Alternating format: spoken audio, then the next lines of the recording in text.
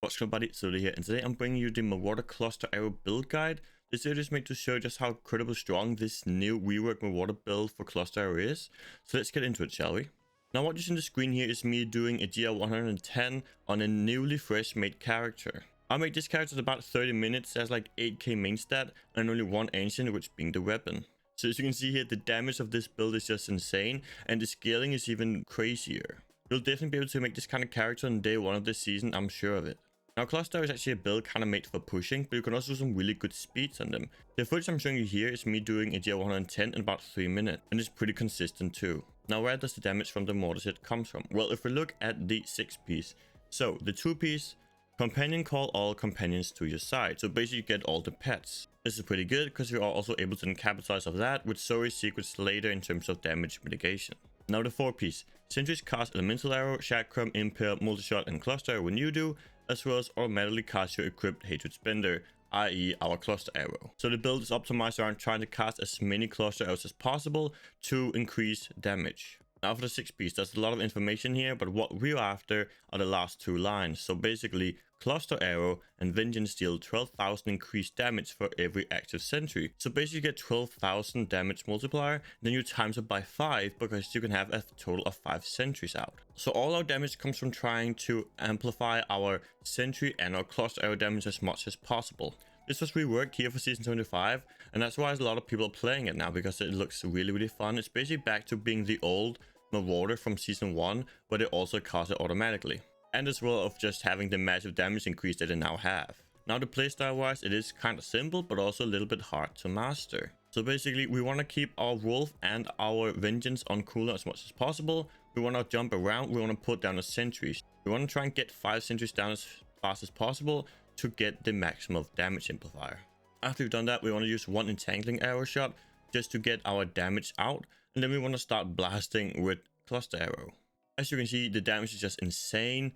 My character is so poorly optimized, it's not even funny, and we're still just blasting elites and everything around it. If our sentries focus on the elite packs, we're actually able to kill in like 1 hit or 2. So you can see the capability of scaling of this build is just insane. So basically once you jump into a rift, it takes a few seconds just to get all your things down, so basically getting your 5 sentries.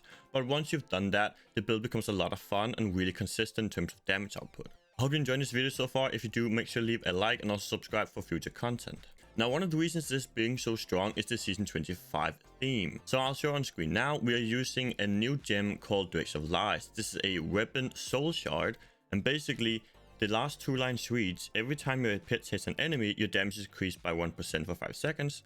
This stacks up to 100 times. When you reach 100 stacks, the stacks quickly reset to 0.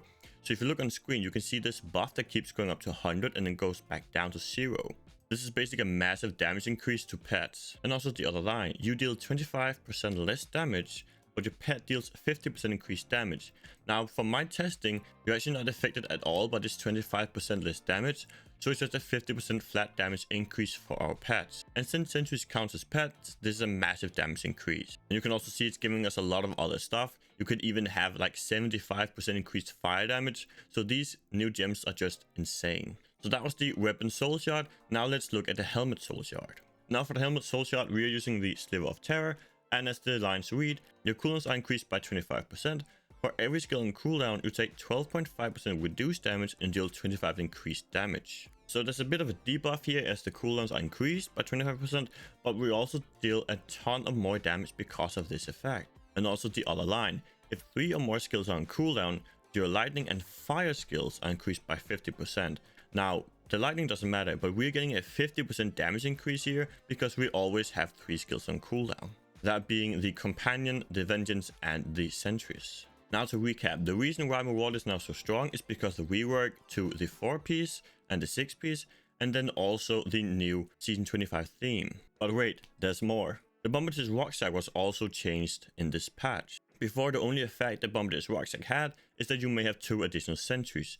Now, cluster arrow also deals 150% to 200% increased damage. Beforehand, the only build you could really play with Marauder was the multi-shot Marauder build.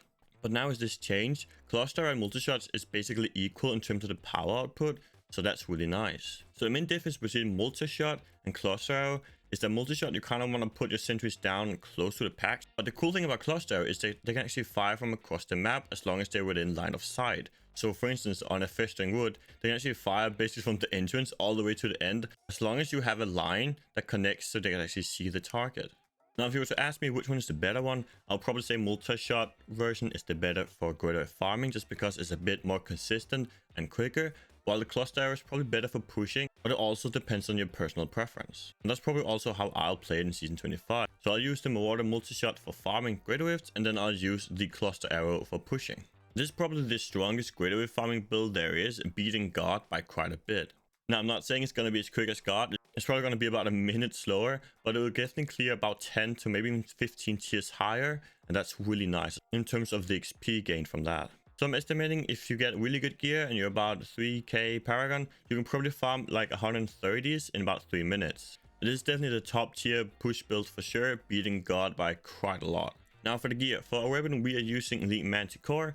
Basically, this is mandatory. Reduce the hatred cost of cluster arrow by 50% and increase the damage from 250 up to 300. So you basically want to get this and get this as close to 300 as possible. And then the rest of the stats are kind of normal. You want percent damage, maybe some attack speed, some area damage, all the good stuff. For our wings, we are using focus and restraint. You want to get something like crit, and then maybe a flat damage roll or area damage, cooldown, whatever you could find. But basically try and get the 2 crit stats, and then you'll be good to go. For our gloves, you kind of want something like this. So main stat, crit, area damage. You could also swap out the main stat to get maybe some more cooldown or some resource cost reduction, up to you. For the shoulders, you want area damage, you want sentry damage, and then the rest is kind of whatever. Definitely try and get some resource cost reduction, maybe some cooldown, but the 2 main important ones are area damage and sentry damage. For the helmet, you want dexterity, crit, and cluster area damage. For your chest piece, definitely get some dexterity and some sentry damage. Now, we're also using Captain Crimson's set. We gain a ton of really good stuff for this build. So for the 2 set, we gain cooldown reduction, we get resource cost reduction, and for the 3 piece, damage still is increased by percentage of cooldown reduction, and damage taken is reduced by percentage of cost reduction. On your boots, just get cluster arrow damage, a main stat, and then some toughness. For necklace, we're using squirts. Ideally, you would want elemental damage, crit, so fire crit. But early season, getting something like a dexterity crit, or maybe even area damage crit also works pretty good. For the braces, we're using Reps of Clarity. You want fire damage, you want crit chance, and then of course the secondary. You want to get the secondary as close to 50% as possible, just to get the maximum damage reduction out of this. And of course, as I showed before, the offhand, so our quiver, we have Bombardier's Rucksack. Try and get one where the secondary is as close to 200% as possible. And then for the rest of the stats, you want something like this. You want attack speed, crit chance, area damage, cooldown, and sentry damage. Also try and get this sentry damage as close to 100 as possible, also very important. Now for the skills, as our primary, we're using a tanking shot. This is basically to proc a bunch of different stuff. So we are proccing our focus restraint, we are proccing our Reps of Clarity, and also our Odyssey's End that I'll show in the cube later. And it's also nice just to have a generator in case you run low on hatred. Now our main skill is the cluster arrow. We're using Loaded for Bear just to gain the maximum amount of damage output from this. You could also play with Maelstrom, but I would say Loaded for Bear is the better option. We are of course also using sentries. We are then using Polar Station, just so that when we are putting the sentries down, they will chill nearby enemies, reducing their movement speed. This will make it easier to kite the enemies, but they will also proc your Bane of the Trapped. We also use a Wolf Companion. You get all the pets, so it doesn't matter which one you choose, but it's really nice just to have them all out. We're also using Vault Tumble as our main mobility spell. You could also use Acrobatics to gain another damage amplifier from a Sliver of Terror, but I prefer the Tumble, at least for the lower GRs, just so you can get around quicker. If you're pushing a really high GR and you were like fishing for a really good rift, you could argue that Acrobatics is probably better. We're of course also playing with Vengeance Darker, just to get the big damage mitigation buff. Now for the passives, we are also playing with Steady Aim, so as long as there are no nearby enemies, you gain 20% increased damage. Pretty good. We're also playing with Custom Engineering. This basically makes it so we can run additional sentry, and as well as increasing the duration of our sentries by 100%, so you definitely need this. We're also playing with Ambush just to get a massive damage buff from the get-go, so you deal 40% additional damage to enemies above 75% health. Now in the videos I was showing you, I was playing with Tactical Advantage just to get around quicker. I'll probably play this if you are doing lower GRs and just like kind of speed farming, but if you were to try and push with this build, you would definitely play with Call the Weak or Awareness. That's basically the difference between the farming build and the pushing build. Now for the cube, we're using Odyssey's End. So enemies snapped by a tanking shot take 150% increased damage from all sources. So you definitely want to make sure that you are proccing this on all the packs you find. So as I mentioned before, you're using tanking shot to proc your focus restraint, your Rapture of Clarity, and also your Odyssey's End. For armor slot, we're using Zoe's Secret, so you take 9% less damage for every companion you have active. And since we have all of the pets active, that's a pretty big increase. And for the dual piece, we're using Wing of Royal Grandeur. This basically makes it so we're able to have the 5-piece Marauder, the 2-piece Captain Crimson's, and still gain the full effect of both sets. Now for the follow, you can see I haven't even equipped mine fully, but get an Oculus with a high secondary, get a Flavor of Time, and the Nemesis Braces, and that's basically the start of it. The rest you can just kind of fill in. Now this build is incredibly strong. I'll definitely be playing it a lot in Season 25. I hope you enjoyed this video. Leave a like if you did, and I'll see you in the next one. Peace out, folks.